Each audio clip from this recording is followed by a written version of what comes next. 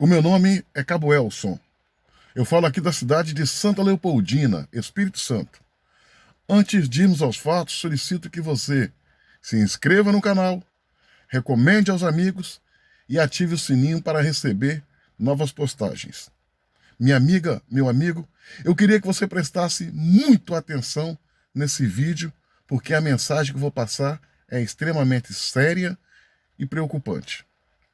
Existe uma lei eleitoral da década de 60, é antiga, mas ainda está em vigor, que diz o seguinte: eleições de prefeito, vice-prefeito, vereadores, governadores, vice-governadores e senadores será apurada pelo TRE, Tribunal Eleitoral dos respectivos estados, cabendo tão somente ao TSE, Superior Tribunal Eleitoral, sediado em Brasília, apenas apurar voto de presidente e vice-presidente. É o que diz a lei. E como funciona a apuração, a divulgação do resultado? Nas eleições estaduais e municipais, o TRE apura o processo e manda o resultado para Brasília. E Brasília se encarrega de divulgar para o resto do Brasil. Nessa eleição foi feito o contrário. O TSE, presidido pelo ministro Barroso, também conhecido como Palhaço, arvorou-se de apurar todo o processo eleitoral nos municípios e se encarregando de fazer o contrário. Ao invés de receber os resultados e divulgar, passou a divulgar os resultados para o Brasil. Agindo dessa forma, eles rasgaram a lei, agiram de forma antidemocrática. Para eles tomar essa decisão, desconsiderando a lei que está em vigor, a Rosa Weber, ministra Rosa Weber, ela, num ato administrativo, criou uma portaria proporcionando essa prática e ignorando a lei em vigor. Mas não ficou por aí, não. Não ficou por aí.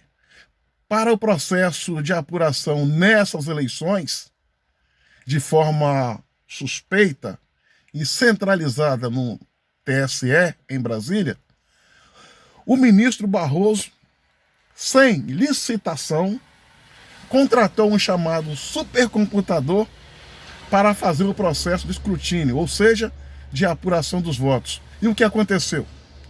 Uma verdadeira lambança. Os resultados atrasaram. Em muitos casos, as pessoas, numa votação parcial, estavam com 1.000 votos, por exemplo.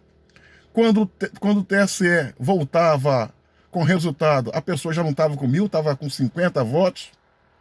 Ou seja, diminuiu de uma forma estranha. Esse supercomputador foi contratado de uma forma fraudulenta. Se não tem licitação, é fraude, é crime, passivo de apuração. E o detalhe, minha amiga, meu amigo, será que, na sua cabeça, o que você pensa? Isso é uma fraude ou uma falha? Eu não abro mão do meu direito de suspeitar que toda essa movimentação seja uma fraude eleitoral, um ensaio para 2022, com o claro objetivo de rifar Bolsonaro e os seus parlamentares de apoio. Na minha concepção não houve falha, houve fraude sim.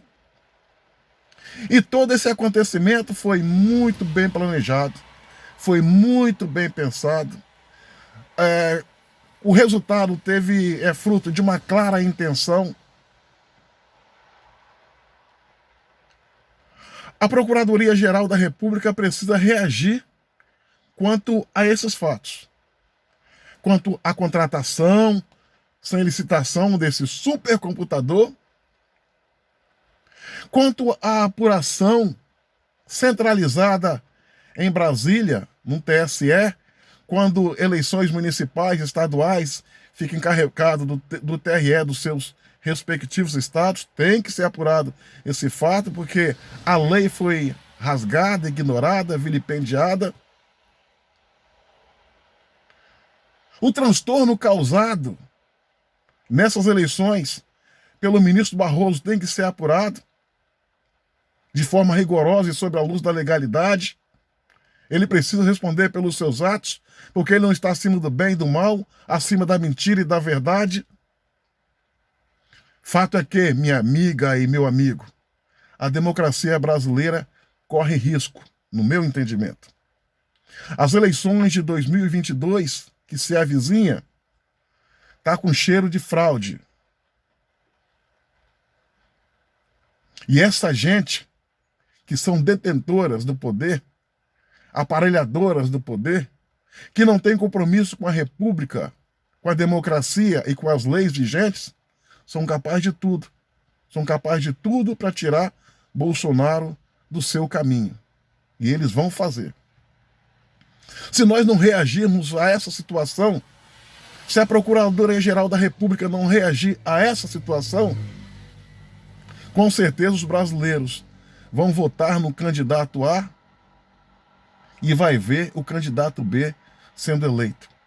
Ou seja, os candidatos de direita e conservadores que apoiam Bolsonaro, como também Bolsonaro, poderão até ganhar a eleição, mas não vão levar. E não adianta depois reclamar, depois do caldo derramado, reclamar, porque essa gente é perversa, não tem pudor e não estão nem aí para manifestação pacífica de rua. Eles não estão, eu repito, não estão nem aí para manifestações pacíficas de rua, por maior que seja ela. E se o resultado for fraudado nas eleições de 2022, ainda que com fortes evidências, Bolsonaro não vai assumir. E não adianta querer falar as Forças Armadas. As Forças Armadas brasileiras não cuidam nem delas. Não cuida nem delas. Por que vai cuidar do Brasil? Por que vai cuidar de um processo democrático? Por que vai intervir num processo fraudulento? Quando eu falo isso, não é que eu tenha aversão às Forças Armadas. Eu tenho respeito, mas a verdade tem que ser dita. Vale mais uma verdade que machuca que uma mentira que afaga. E fato é que, ao longo desses 30 e poucos anos do chamado período redemocratização, as Forças Armadas brasileiras só tomou pau da esquerda. Foi humilhada, execrada, achincalhada, acusada do que não fez. E o que as Forças Armadas fizeram? Absolutamente nada para se defender. A única pessoa que se colocava contra os ataques às Forças Armadas era Bolsonaro, ninguém mais. Então, nós precisamos reagir nas redes sociais, nas ruas, e provocar a Procuradoria-Geral da República a fazer o seu papel, que é de cobrar a aplicação da Constituição, porque a democracia brasileira corre risco.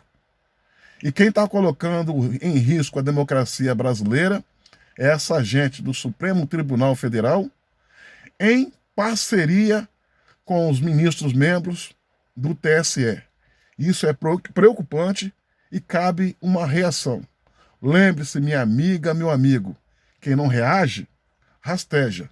E só o povo salva o povo. Ok? Minha amiga, meu amigo, curta, comente e compartilhe esse vídeo ao máximo. E se inscrevam no meu canal no YouTube, Cabo Elson.